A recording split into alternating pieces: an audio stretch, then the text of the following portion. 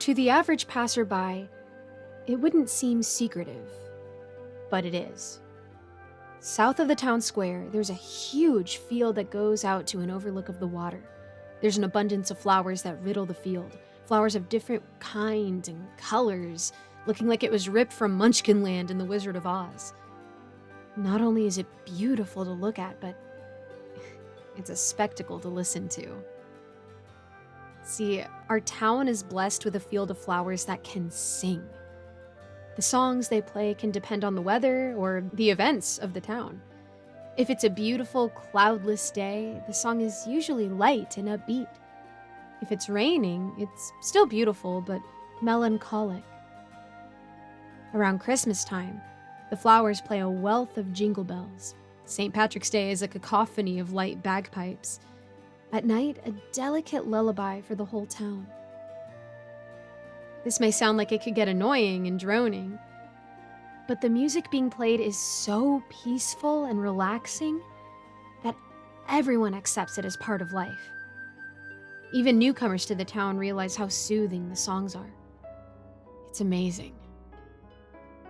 We only have one rule, though, and we were working on signs that will be dotted around the field so no one forgets. Do not pick the flowers. In big red letters on a black background sign. Underneath that in white letters is our town's preservation society. I myself am a newer member of the society. Our only goal is to tend to the field during the winter, making sure that everything looks okay and the flowers hold up. Otherwise, we leave the field alone and let the orchestral flora continue. Everyone in town knows this rule. Last summer, there was a family who moved in. A freshly built abode a few houses away from my own.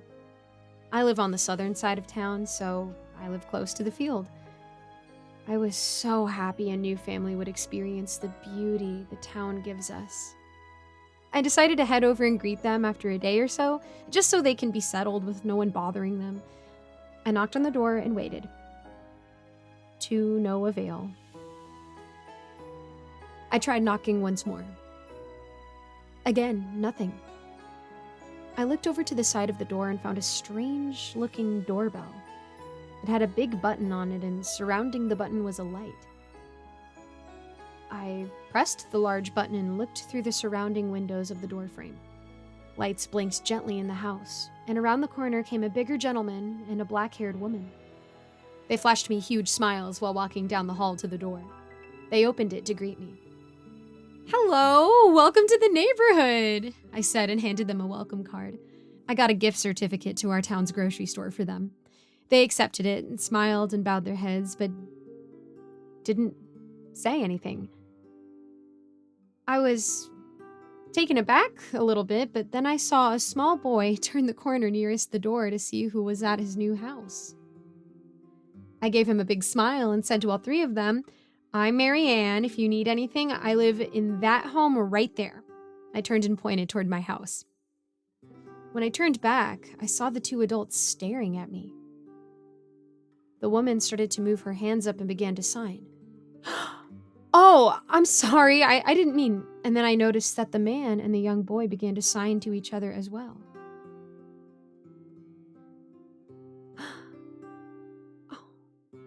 The whole family was deaf. I don't know much, if any, sign language, but for an assignment in school, I had to learn my name. I signed it to them, and they had big smiles across their faces. The man looked to have a moment of realization and reached for something out of frame of the door. He handed me a pen and a yellow notepad. I took it and wrote a small message. "My name is Mary Ann. I apologize. The only ASL I know is my name. I guess I'll start learning. If you need anything, please let me know. I live 3 houses away. I'm happy you guys are here." They seemed really happy about that. They waved me goodbye and I walked back to my house.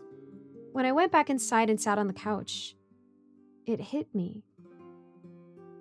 They don't even get to experience the joys of this town. they can't experience the songs.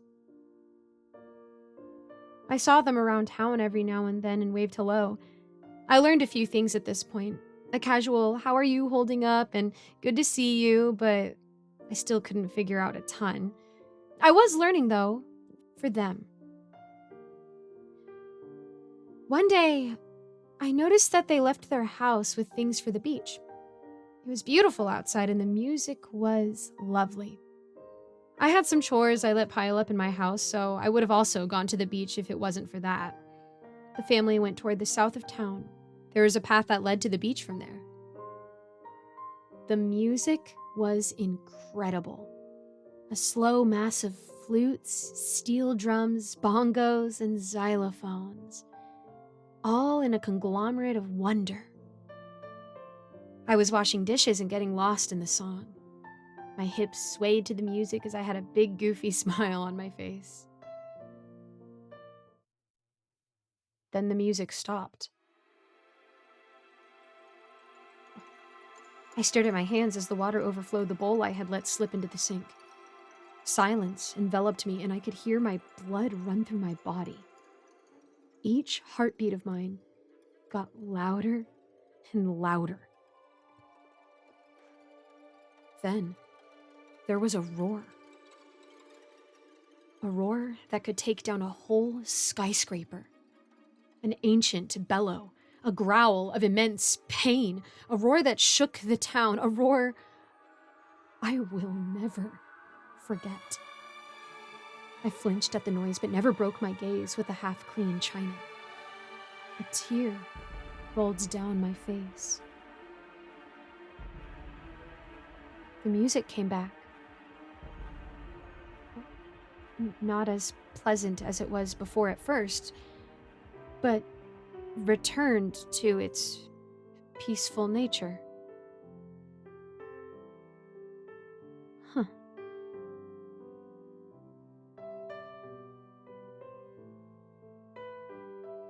A few days later, the freshly built house was put up for sale. Neighbors claimed it was vacated. Haven't seen the family since their journey to the beach. The Preservation Society signs were put up all around the field, and we're working on more. Everyone in town knows the rule. The rule shall never be broken.